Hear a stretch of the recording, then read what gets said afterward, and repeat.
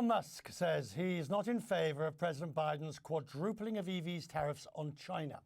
The Tesla CEO said neither Tesla nor I asked for this sort of assistance, for these tariffs. The hikes on Beijing have become a major issue on the campaign trail in the race for the White House. The president's using them to bolster his economic image. Donald Trump insists increasing levies was his idea first.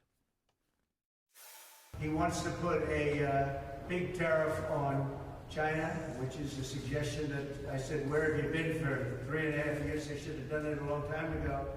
But they've also got to do it on other vehicles, and they have to do it on a lot of other products, because China's eating our lunch right now. Mr. Trump's proposing expanding tariffs across the board, 10% on all imports, 60% on or more on Chinese imports. The Peterson Institute for International Economics says that could cost US median households as much as $1,700 a year. Mary Lovelace with me, Senior Fellow at the Institute. Good to see you. Thank you. You joined me from Washington. Why are the Trump tariffs different from the Biden tariffs, if they are, bearing in mind that President Biden has effectively kept most of those that Donald Trump put in the first administration? Yes, he has. It's the new proposals where they really differ. President Trump's tariffs are much larger and they cover a much bigger basket of goods. In fact, he's proposing a 10% tariff on all imports from whatever country, as well as raising tariffs on all inputs from China to 60%. So it's a real expansion of what we've already seen. But President Biden doubling of EVs is just as protectionist.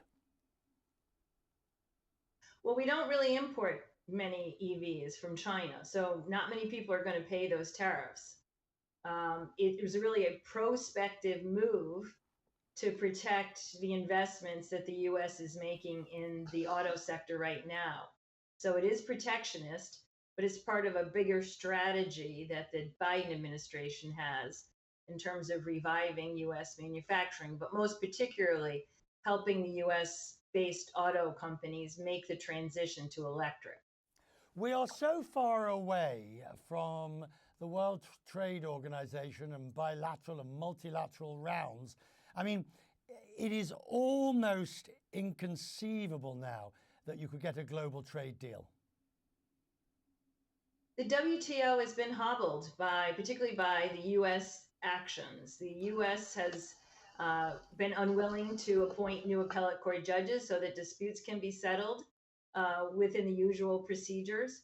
And frankly, they have been calling for reform, but not offering many proposals for how that could be done. So basically, at the heart of this is, of course, the U.S.-China trade tensions. And instead of seeing us moving closer to solutions or negotiated outcomes, we're actually seeing tensions rising, particularly this past week when we saw the new tariffs, but also in what each candidate proposes for the future. And as we look at this, how much of this trade issue do you think it will be in the election? And I don't mean in terms of the nitty-gritty, because that's really in the weeds, but the headlines: we're going to bash them, we're going to protect, we're going to hit them, we're not going to hit them. That's good electoral headlines.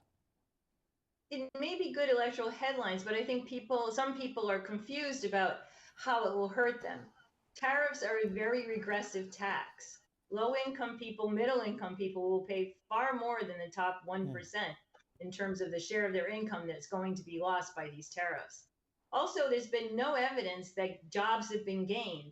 What happens is that what we used to import from China, for example, just goes to Vietnam or Mexico.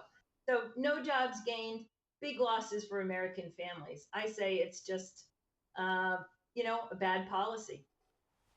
I'm grateful for you tonight. Thank you very much for joining us.